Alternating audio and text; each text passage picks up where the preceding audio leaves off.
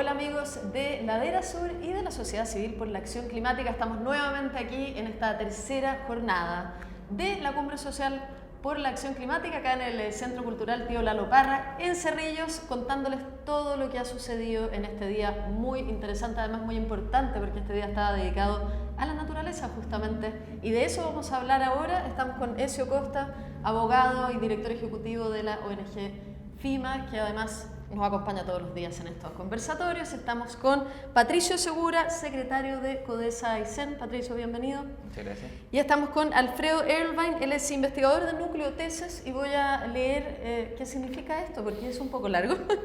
Es el núcleo transdisciplinario en estrategias socioecológicas para la sostenibilidad de los bosques australes, así que probablemente vamos a hablar muchísimo de bosques en este día de hoy. Para hacer el comienzo del programa, hacemos un breve resumen qué ha sucedido acá en Santiago, en esta COP paralela, que ha sucedido también en la COP25 en España, justamente ahora comentando Ezio Costa.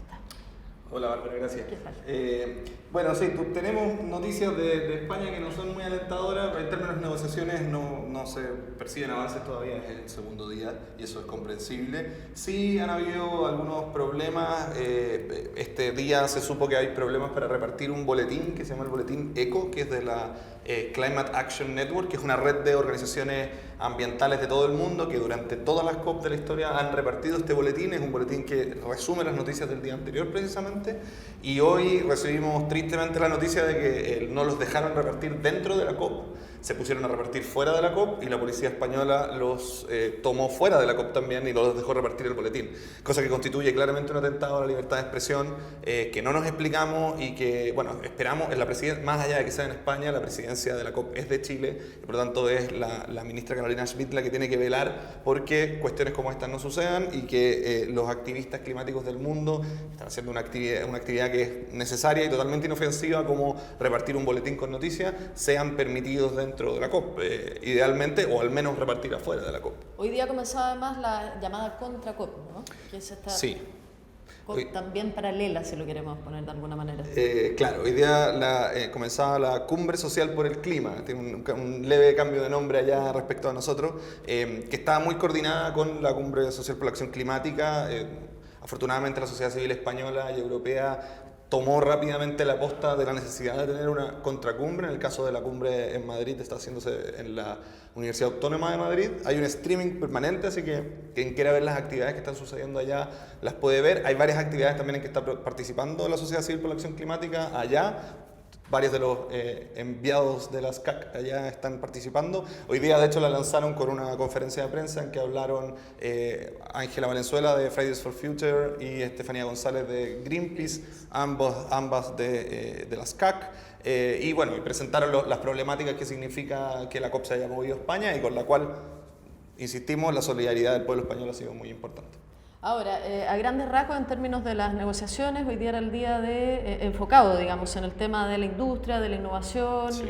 Y todo eso, por supuesto, relacionado con el cambio climático. Sí, y tuvimos una trágica, creo yo, noticia en la mañana respecto de eso, porque Engie, que es una de las tres empresas que tienen centrales generadoras termoeléctricas a carbón en Chile, es una empresa de capitales franceses, anunció hoy en la mañana, iba a anunciar, se suponía, hoy en la mañana que iba a cerrar todas las termoeléctricas a carbón, incluyendo todas las de Chile, y en lugar de eso anunció que había suspendido ese cierre porque había una situación muy líquida, decía el Mercurio que lo publicó, muy líquida en la sociedad chilena. Eso es súper preocupante y muestra una cuestión que nosotros habíamos reclamado desde el principio del plan de descarbonización. No puede ser que el plan de descarbonización sea meramente voluntad de las empresas, tiene que ser una cuestión que esté por ley y que obligue entonces a las industrias a ir cerrando las termoeléctricas en el tiempo que se ha determinado. Se pone en duda la acción climática del gobierno de Chile cuando se niega este cierre de las termoeléctricas de Engie en Chile, el mismo día además que se firma un acuerdo con Nomastak, que es precisamente una de las demandas, yo no diría que es demanda social, una demanda que surgió a propósito del movimiento social y que significa fomentar el uso del automóvil y por lo tanto fomentar la quema de combustibles fósiles. Son malas señales, lamentablemente, las del día. Volvemos entonces a este espacio, a este lugar, al Centro Cultural Tío Lalo Parra en Cerrillos, y nos quedamos en nuestra COP, ¿cierto?, en esta Cumbre Social por la Acción Climática. Sí. El día de hoy, naturaleza, ¿cuáles han sido las principales conclusiones, las principales actividades que se han desarrollado? Si me pueden comentar tú eso primero un breve resumen y después ustedes dos en qué es lo que han participado. Bueno, bastante más esperanzadora esta cumbre. Sí, tuvimos en la mañana una actividad larga de agricultura regenerativa. La agricultura regenerativa es una manera de hacer agricultura en la cual no se daña el suelo, ni se degrada, ni se desertifica, como sí sucede con la agricultura intensiva, que es la que principalmente se practica en Chile. Regeneration International, que es una organización, una red internacional que se dedica a promover esta práctica, estuvo mostrando experiencias, cosa que es muy importante de tener en cuenta. En Chile no hay muchas experiencias y por eso traerlo y mostrarlo es importante. Ojalá más personas del sector productivo de la agricultura entiendan que la protección del suelo, los pequeños agricultores siempre lo han sabido, la agricultura industrial tiene que entender también que la protección del suelo es importante por muchas razones, incluida la propia productividad. Tuvimos actividades sobre bosques, bueno, nos van a hablar los otros invitados de los bosques, pero la importancia que tienen los bosques nativos como capturadores de carbono para efectos del cambio climático, pero además la importancia que tienen para albergar la biodiversidad, para proteger los ciclos del agua, etc. Tuvimos algunas actividades bien interesantes de cosas más pequeñas, si se quiere decir, pero que son interesantes, como una actividad que hubo sobre vino y cambio climático, donde se muestra cómo la protección de los bosques alrededor de las viñas mejora el suelo para las viñas y por lo tanto los bosques nativos también son importantes para la productividad a propósito de los servicios ecosistémicos de los bosques nativos. Actividades sobre biodigestores también, que son también un aporte, digamos, desde el punto de vista ambiental.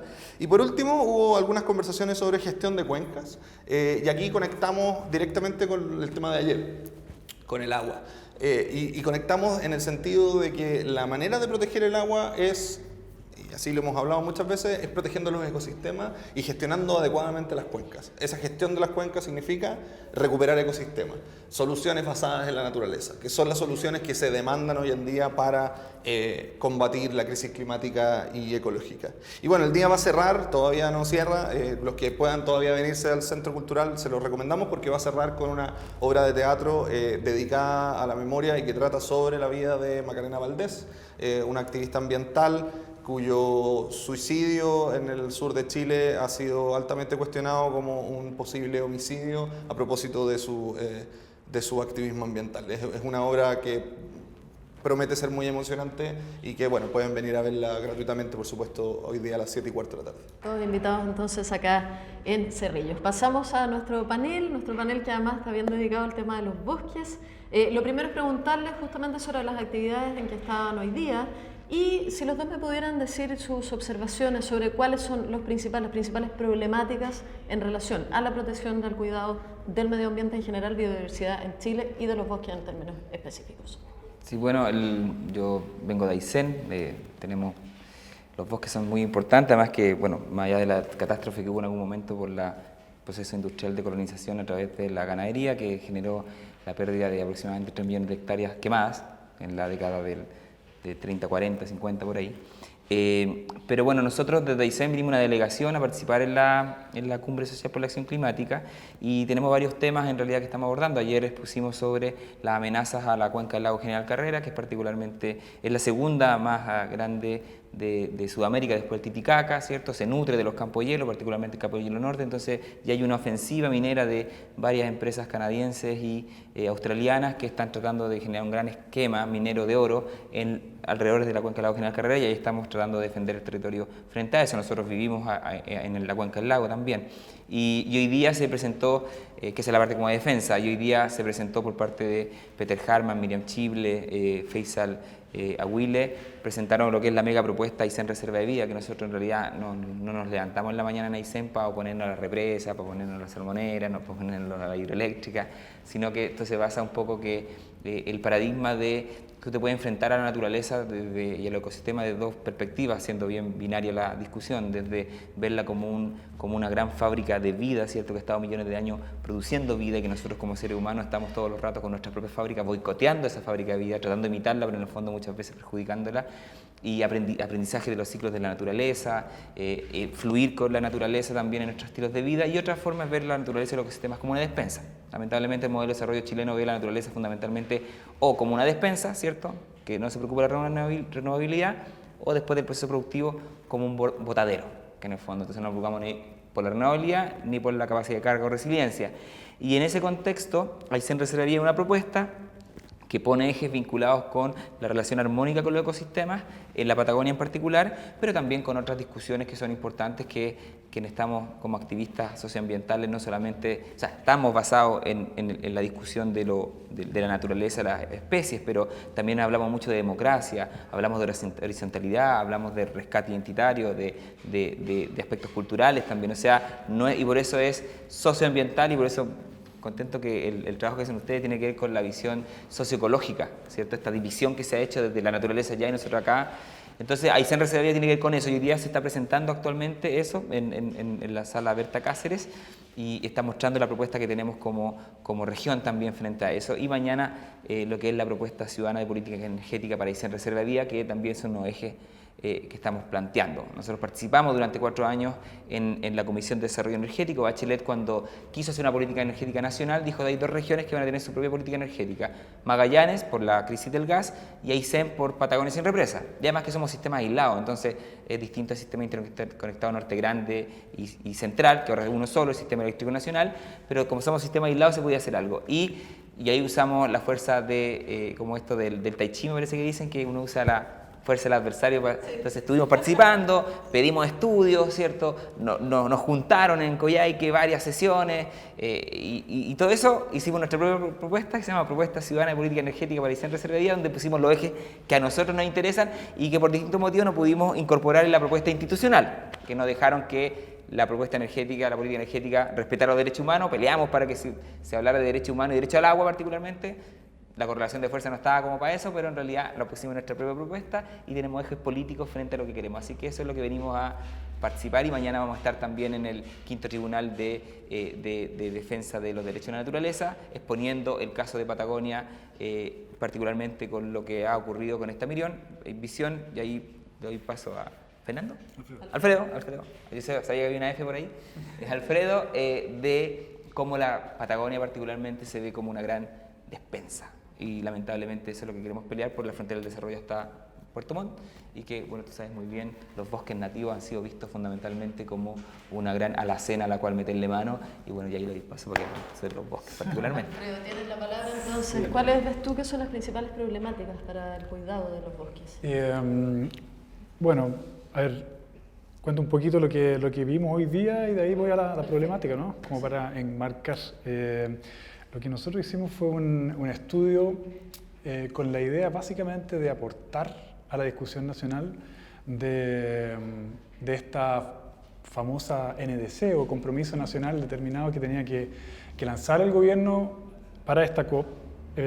Bueno, en ese momento era en Chile, y nosotros veíamos que, y tengo que decirlo, no es mi gobierno ni mucho menos, pero el equipo, desde el comité científico y el equipo de gente que estaba llevando esto, estaba bien dinámico, y nosotros pensábamos que se podía invitar al gobierno a una promesa bien ambiciosa, que es lo que se estaba hablando.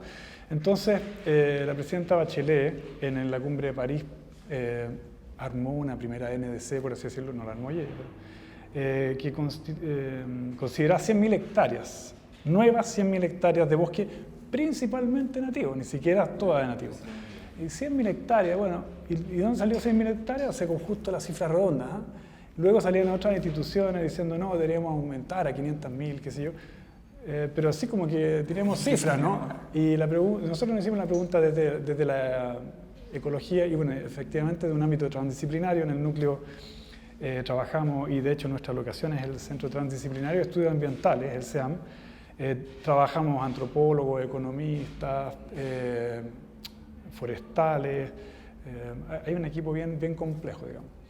Yo soy agrónomo, por ejemplo. Y entonces la pregunta es, bueno, ¿y dónde hay que poner esos bosques? ¿Y hay más que eso? Entonces lo que hicimos fue juntarnos y luego invitar a expertos de algunas otras instituciones que también nos ayudaron con su expertise y empezamos a definir criterios. Por ejemplo, las zonas que están identificadas ya de alto potencial de erosión en Chile, y que son muchas, ¿no? Son como, no sé, ponle tú, que sean más de 5 millones de hectáreas. Pero de esas forestables hay una serie de restricciones, que no hay camino, que qué sé yo, entonces empezamos a ver, bueno, ¿cuánto de eso realmente es forestable? Luego otros criterios como de pradera de aptitud preferentemente forestal, que son praderas marginales, degradadas, con pendientes, etc. Luego, la ley obliga a tener una franja de protección antes de cualquier curso de agua. Si tú tienes agricultura o una plantación de exóticas, tienes que dejar una franja de nativo. Entonces agarramos el catastro de bosque nativo, que tiene de alguna manera los polígonos de uso de suelo de todo Chile, o del Chile por lo menos centro-sur, y cruzamos las dos capas y vimos que hay muchas partes donde las plantaciones, la agricultura llega directamente al agua, y por lo tanto tomamos todos los polígonos que deberían forestarse. Y así fuimos sumando muchos polígonos y muchas hectáreas. También tomamos, déjame ver qué más de esto, los suelos que se quemaron, ¿no? Después de los grandes incendios, y que fueron 600.000 hectáreas, de los cuales 250.000 fueron de especies exóticas. Bueno, ahí está la gran discusión de hasta dónde influyó el que hayan sido tantas hectáreas de exóticas, pero eventualmente esas son hectáreas que también podría Chile prometer, ¿ah? Eso va a depender de cómo se negocia. Y finalmente, una cosa bien poco común, estamos proponiendo forestar de vuelta a nativo todos los suelos ñadis con profundidades menores a 50 centímetros, es decir, los suelos delgados, que son suelos que tienen una capa impermeable, están inundados la mayor parte del tiempo, entonces no producen ni agricultura, ni siquiera los eucaliptos crecen bien, pero almacenan mucha agua y mucho carbono, porque tienen mucha agua. Entonces son sumideros perfectos, y esos nunca se vienen de haber deforestado, y menos con platas del Estado. Y entonces ahí tenemos solamente en Ñadis 76.000 hectáreas. Todos los suelos donde están los Alerzares, cerca de Puerto Montt, hay una serie. Eso solamente para forestar.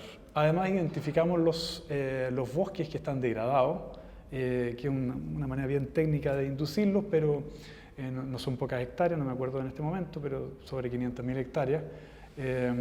Y finalmente el manejo sustentable de los bosques. En Chile tenemos 14 millones de hectáreas de bosque nativo, 6 millones son de conservación, pero el resto, tenemos 6 millones de hectáreas de renovables que están ahí botados, y probablemente, bueno, dentro de las discusiones que hay que tener en Chile ahora con la Constitución, ¿qué ha pasado con el enclave forestal? Que finalmente tenemos un sector que ha cooptado el desarrollo del tremendo recurso que es el bosque nativo. Fíjate que la mitad de la región de los ríos, en Valdivia, donde yo vivo, es bosque nativo.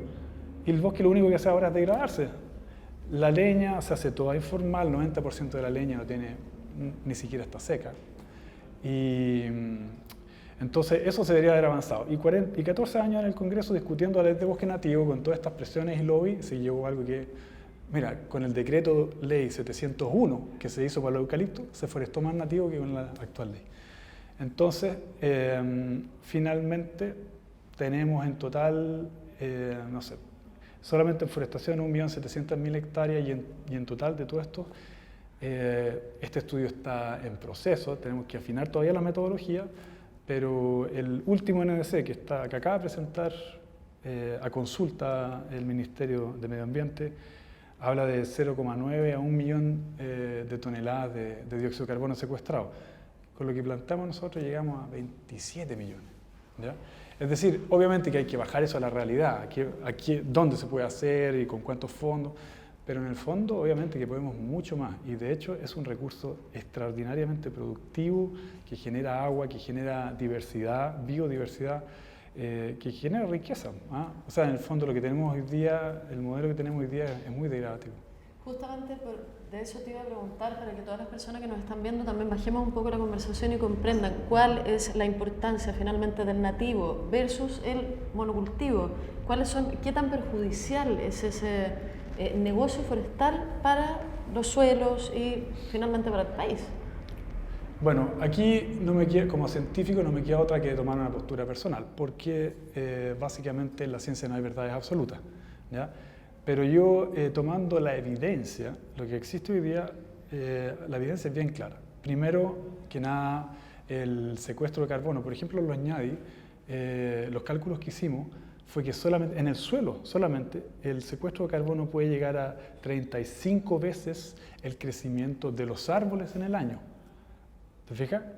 Entonces siempre hemos mirado que, por así decirlo, el lobby de las grandes forestales de que hay secuestro de carbono.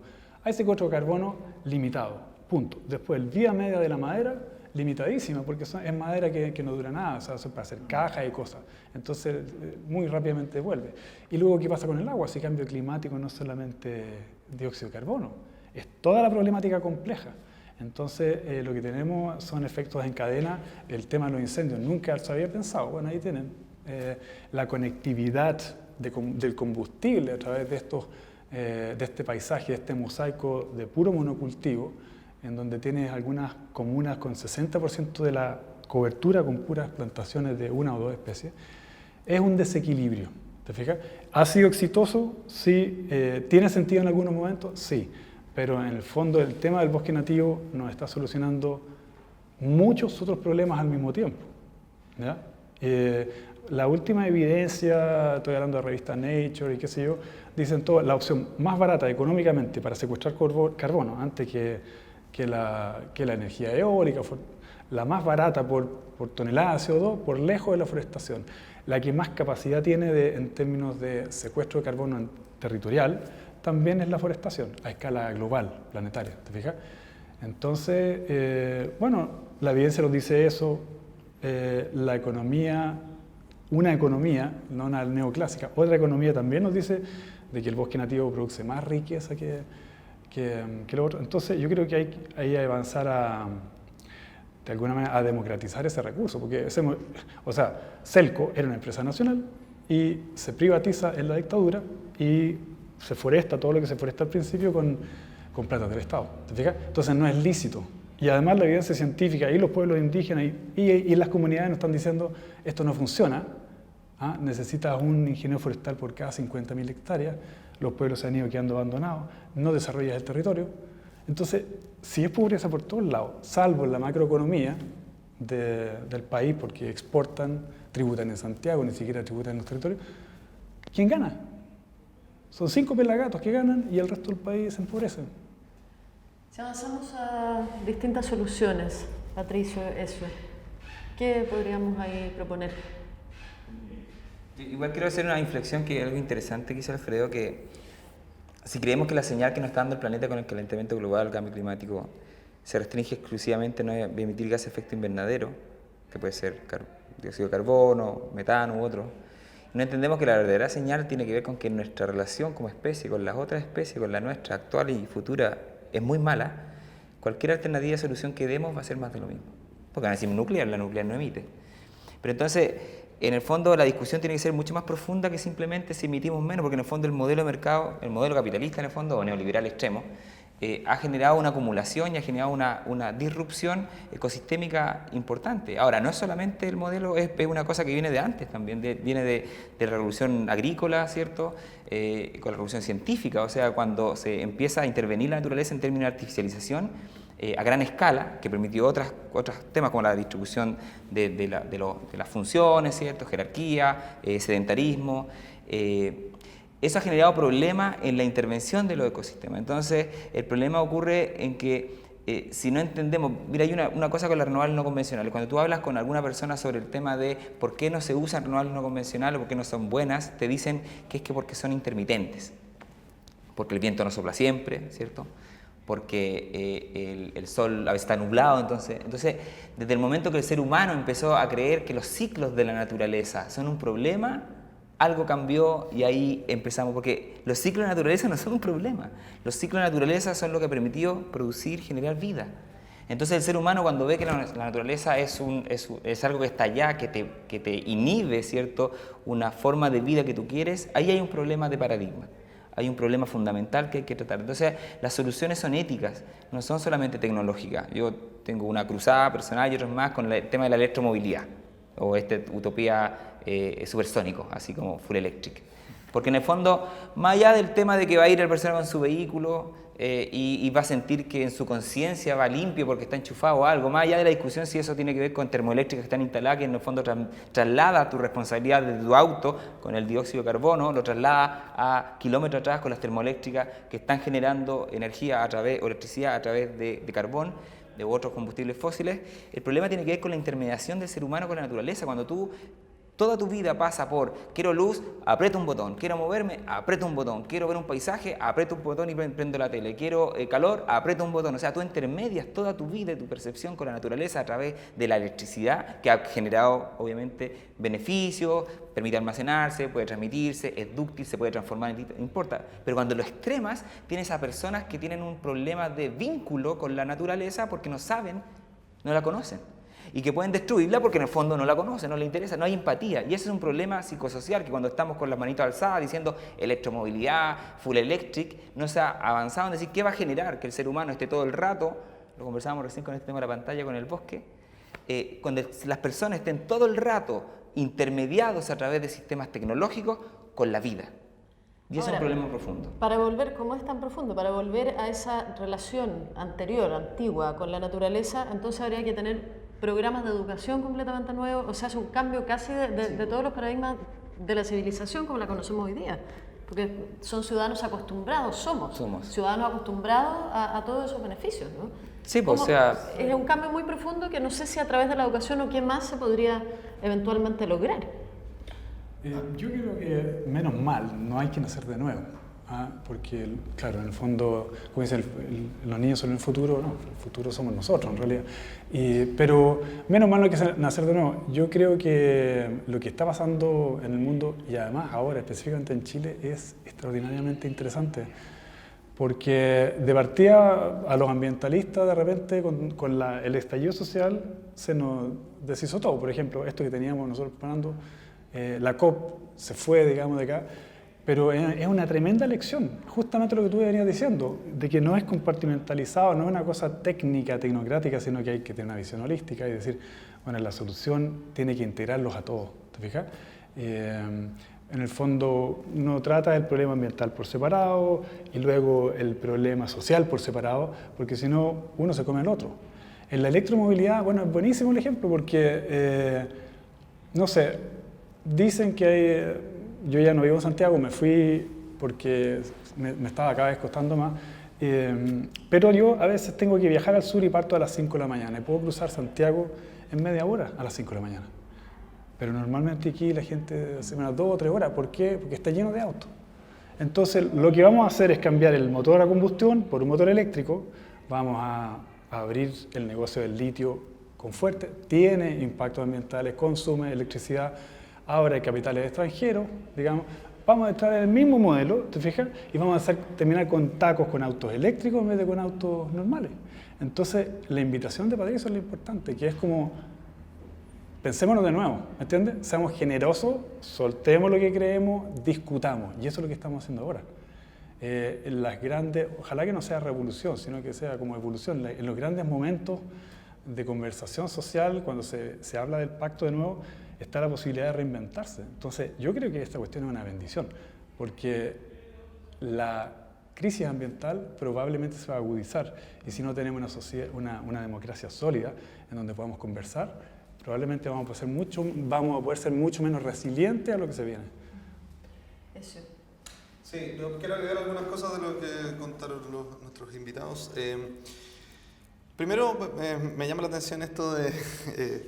que dice Alfredo, de la convicción tuya personal respecto del bosque basada en la evidencia, que es un sesgo muy de científico, de no decir que es la verdad porque, bueno, podría ser que haya otra evidencia, pero que da cuenta, y eso es lo que me interesa resaltar, da cuenta de que en Chile tenemos un problema de negacionismo científico, de negacionismo respecto a la evidencia científica del bosque, y por eso probablemente tú estás muy acostumbrado, porque yo lo he visto en muchos paneles, de cuando dices esto, que te salga algún forestal a decir, pero no, si el pino y el eucalipto son fantásticos capturadores de carbono.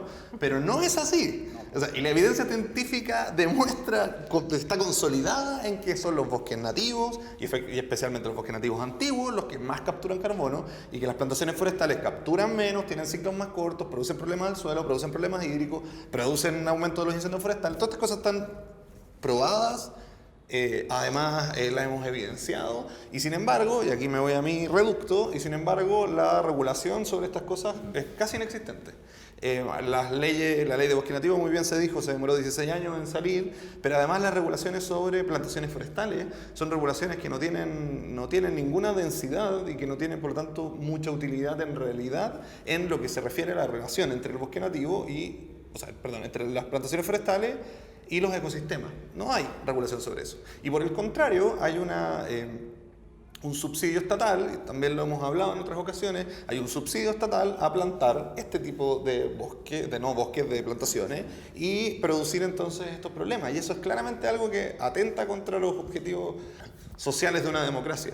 El cambio de paradigma que tenemos que enfrentar, porque los vamos a tener que enfrentar, ya sea destruyéndonos prácticamente o avanzando y evolucionando, ese cambio de paradigma efectivamente tiene que tener tiene que tener preguntas fundamentales sobre cómo queremos vivir, que no tiene solamente que ver con si tenemos más bosque nativo que capture carbono, si tenemos autos eléctricos o no autos eléctricos, sino que es un sistema de vida completo. Si este sistema de vida que nos dimos es un sistema de vida adecuado, mi respuesta es claramente que no lo es. Si fuera adecuado estaríamos en equilibrio con el lugar donde vivimos y no lo estamos. Por lo tanto, hay una inadecuación ahí y hay que arreglar esa inadecuación de alguna manera.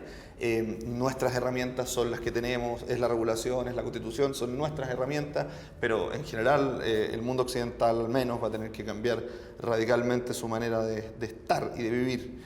Y en ese sentido, bueno, el día de mañana en la Cumbre Social por la Acción Climática es un día que trata sobre la transición energética. Y la transición energética es más que pasar a energías renovables no convencionales. Es una serie de acciones que tienen que ver con cómo, dónde, qué energía, cuándo, cuánto, y todas esas preguntas van a ir siendo respondidas durante el día. Por ejemplo, en electromovilidad, mañana tenemos un panel que a mi juicio es imperdible para Chile, que es en la mañana de mañana, que es sobre el litio. Y son las comunidades del Salar de San Pedro de Atacama, que son las que se ven afectadas por la extracción de litio, las que van a hablar sobre, bueno, ¿qué pasa con la extracción de litio? Entonces, vamos a cambiarnos todos a autos eléctricos para andar en tacos más sustentables, ahora pagando menos TAC además, así que ojalá que no, ojalá que cambiemos nuestras ciudades, porque si no cambiamos nuestras ciudades, no vamos a poder efectivamente hacer un cambio de paradigma. Y además vamos a estar con ese auto más verde, generando electricidad en alguna parte y generando por lo tanto algún residuo de esa electricidad probablemente, pero también destruyendo un ecosistema como son los salares, que son ecosistemas extremadamente complejos, extremadamente frágiles y donde además han habitado pueblos originarios durante miles de años en una relación con un medio ambiente frágil que es súper interesante de observar. Eso va a ser parte de lo que tenemos mañana, además de muchas otras cosas de la transición energética. De todas maneras. Respecto, para tocarlo cortito también, de los ecosistemas y de la biodiversidad, que no hemos hablado todavía, también estamos en problemas ahí. Según todas las conversaciones que en general he podido tener con personas ambientalistas e incluso científicos, estamos absolutamente al debe con protección de biodiversidad en Chile. Está esta ley hace casi 8 años, este proyecto de ley que crea el servicio de biodiversidad y áreas protegidas.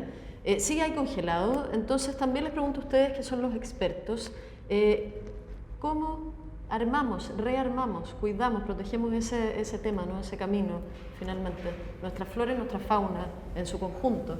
¿Más áreas protegidas? ¿Regular? Mira, hay un problema ahí, a mi juicio al menos, de abogado, hay un problema de valoración real de la biodiversidad que no tiene que ver con la valoración legal. Porque resulta que tenemos bastantes instrumentos de protección de biodiversidad que cuando uno los nombra, incluso en un juicio, parecen al auditorio, al juez, a las personas que lo escuchan, parecen ridículos. Si yo te digo, esto nos ha pasado, hay 6 normas distintas, leyes, tratados internacionales, reglamentos y decretos que protegen una especie, como por ejemplo el huillín. Esto nos pasó en un juicio. El huillín tiene 6 normas distintas para protegerlo. Y lo que hay que proteger del huillín es su hábitat. Y es una especie en peligro de extinción que solamente habita en el sur de Chile y de Argentina. Ya, su hábitat. Y viene alguien y quiere construir una represa sobre ese hábitat y, bueno, sí, constrúyala nomás. Pero como si tenemos 6 normas de todos los niveles posibles de normas para no destruir ese hábitat, puede ser que el Estado le entregue un permiso a alguien para destruir ese hábitat. Y no hay una respuesta, es simplemente yo diría que es una cuestión de la educación casi primaria. Vale más construir lo que equivale a destruir la naturaleza que proteger la naturaleza. Es esta imagen del vandalismo. ¿Quemar un supermercado es vandalismo? Por supuesto que es vandalismo. ¿Y quemar bosque nativo no es vandalismo? ¿Y destruir un lago no es vandalismo? Eso, es un vandalismo aún peor, a mi juicio. Se destruyen cosas que se demoran miles de años en regenerarse a veces, o que se demoraron miles de años en crearse. Se destruye vida, y sin embargo pareciera que a nadie le causa mucho escozor, como si otras cuestiones que no... por lo menos desde el punto de vista de los años que se demoran, de la vida que albergan, no son igualmente valiosas. Entonces, es un cambio de chip. Patricio. Sí, yo creo que igual cada uno tiene su deformación o formación. Yo soy periodista, así que para mí el lenguaje es súper importante y me dedico a eso en realidad. Y, por ejemplo, me acuerdo que hace tiempo hablábamos del caudal ecológico, entonces hablan del 20%, del promedio anual y todo el cuento, y a mí, como el sentido común, a mí el caudal ecológico es el caudal que lleva el río nomás. El resto es simplemente una explicación para meterle mano y para intervenirlo. Entonces, si existe la necesidad de parques nacionales y de áreas bajo protección oficial, es porque el resto se asume que es zona de sacrificio. Porque en el fondo es como yo lo enfoco al revés. El tema no es que si necesitamos parques, sino que cómo hacemos que no se necesiten parques. O sea, tú no necesitarías tener, porque eso lo ve de la parte legal, y hacemos alianza y nos están apoyando, FIMA en el tema minero allá, el tema del Parque Patagonia, otras cosas más, hemos estado en otras causas también juntos, y también con el tema técnico, el SEAM, también en Patagonia Sin Represa, también nos apoyó técnicamente. Pero en el fondo, si se necesita áreas protegidas, porque estamos asumiendo que el resto no tiene que estar protegido y podemos echarle mano. Entonces, no debiera ser el planeta y los ecosistemas áreas de sacrificio, y menos con gente tampoco. Entonces, esa es como parte de la discusión, independiente del tema técnico de si la ley de las VASP avanza o no avanza, que está la expresión y todo el cuento. Ese es un primer punto. Y es como cuando tú dices, y llega la gente allá donde vivimos nosotros, que vivimos en el campo, en el lago General Carrera, entonces está lloviendo en verano y la gente dice, uy, que está feo. O dice, uy, ¿cuándo se va a arreglar? O cuándo se va a poner bonito. Entonces uno le explica a la gente, o le dice, comparte con ellos, que en realidad no es que esté feo ni se arregle, sino que la lluvia, a pesar de que esté ahí en verano, en la Patagonia y en muchas partes, es vida que cae y que nutre los ecosistemas. Y si no fuera por esa lluvia, en verano también no tendríamos lo que tenemos, no habría vida, porque el agua es fuente de vida. Entonces la lluvia no está ahí para perjudicar la salida outdoor a la gente en la Patagonia.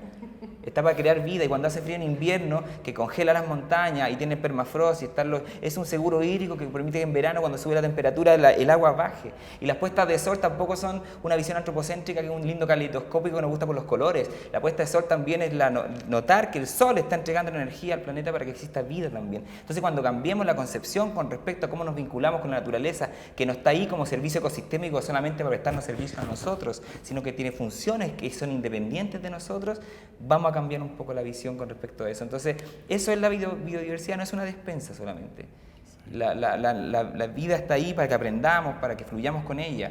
Y claro, yo tengo un teléfono ahí enchufado. Entonces, cuando llegábamos en Patagonia Sin Represa y estaba con el computador, y venía el ministro Pacheco y me decía, claro, pero igual tú estás conectado al computador, entonces ¿de qué me viene a hablar? Entonces, no entender capacidades de carga, no es lo mismo pasar caminando por el pasto, a meter una retroexcavadora por el pasto, o sea, conceptos como resiliencia, no se entiende. Entonces, a mí me habría encantado no tener que llegar a la Patagonia, a Aysén, a entender que todos los seres vivos cumplen funciones, y que la idea no es andar matando arañas, moscas, sino que cumplen funciones y que tienen algo que hacer. Me habría tenido una enseñanza, un aprendizaje distinto. Yo me crié en Iquique, entonces obviamente la naturaleza ahí la veis por la tele, por fotos nomás, entonces, y tiene una visión, tiene una relación extractiva con el mar, el norte, no tiene una visión de aprendizaje con el mar, es simplemente como el gran lugar donde tú extraes recursos naturales. Entonces, me habría gustado coger esto, y la educación es súper importante eso, una educación distinta, como decías tú, no solamente de que está allá, que aprendemos, que nos sirve, sino que cómo nos vinculamos, cómo aprendemos sobre más tierra, más tierra para aprender. Y yo creo que la biodiversidad es eso, no está ahí para que nosotros le metamos mano. Es más, nosotros estamos ahí gracias a ella. Y eso es parte un poco del chip, paradigma, para usar un término tecnológico, el paradigma de visión que tenemos que tener y que nosotros tratamos de compartir. Y mañana vamos a estar en esta transición energética mostrando nuestra propuesta ciudadana de política energética para Aysén Reserva de Vida, que se basa en la subsidiariedad de lo artificial, la subsidiariedad del mercado, al revés que del Estado, con ejes políticos que creemos importantes en la discusión de todo nuestro vínculo en términos de procesos productivos y desarrollo. Así que mañana todos invitados a las 6 de la tarde en la sala Berta Cáceres. Aprovecho de pasar el aviso. Bueno, yo creo que sí, conectando, y es la obligación, creo yo, conectando la temática climática con lo que estamos viviendo en Chile, hay un vínculo directo, y el vínculo tiene que ver con la economía. O sea, porque uno podría decir el modelo neoliberal, ¿ya? Eso es político, pero el neoliberal está basado en una economía, en la ciencia económica, y dentro de la ciencia, la economía neoclásica, que es una economía que tiene sus bases en el siglo XIX y que tiene una serie de supuestos que no tienen fundamento científico, ¿ya? Como por ejemplo de que la biosfera sencillamente es un subconjunto de la economía y no al revés, o que se puede crecer perpetuamente. Eso contradice la ley más robusta científica, de la ciencia más robusta, uno podría decir que es la física, la primera ley de la termodinámica. Es imposible que algo crezca a perpetuidad, tarde o temprano va a colapsar. Y así hay varios otros supuestos que tienen que ver con la visión del siglo XIX. ¿Ah? Entonces, claro, ¿cómo creamos valor en relación a esto a la economía neoliberal? Y por lo tanto hay muchas cosas que no podemos valorar todavía porque son muy complejas de valorar. ¿Ah? ¿Cuánto vale que se muera tu madre? Son cosas que... Entonces, lo que hemos hecho hasta ahora es dejarlo fuera de la economía. Las emociones, ¿te fijas? La felicidad, todo eso, y lo que nos hemos reducido al intercambio de cosas. Y por eso lo que hemos hecho es explotar recursos, básicamente. Y tengo que decir que hay muchas cosas, por ejemplo, en el caso de los bosques, que entregan y que son muy difíciles de valorar porque no caen sencillamente en una monetarización, ¿te fijas? Y yo creo que ese es el salto que tenemos que dar ahora. La biodiversidad se está salvando en este momento gracias al cambio climático, porque hasta ahora no tenía ningún valor, no podíamos encontrarle ningún valor, salvo que era bonita, nos inspiraba espiritualmente, pero eso no importa. Y resulta que la biodiversidad, que es diversidad, significa muchas soluciones evolutivas para un futuro incierto y por lo tanto mayor capacidad de adaptación y por lo tanto un futuro un poquito más viable. Entonces ahora la protegemos por susto, ¿te fijas? No debería ser así. Necesitamos otra economía y ahí está la economía ecológica donde se está trabajando fuerte. Alfredo Irvine, Patricio Segura, Ezio Costa, muchísimas gracias por esta conversación muy interesante. Nos quedamos con grandes palabras de nuestros panelistas y los invitamos, por supuesto, a venir aquí al Centro Cultural Tío Lalo Parra en Cerrillos a participar de la cumbre social, y está muy, muy entretenida. Mañana también va a ser un día bien intenso, bien potente, así que todos invitados. Y mañana de nuevo tenemos otra transmisión de lo que ha sido la jornada, transmisión para Ladera Azul y la Sociedad Civil por la Acción Climática. Chao.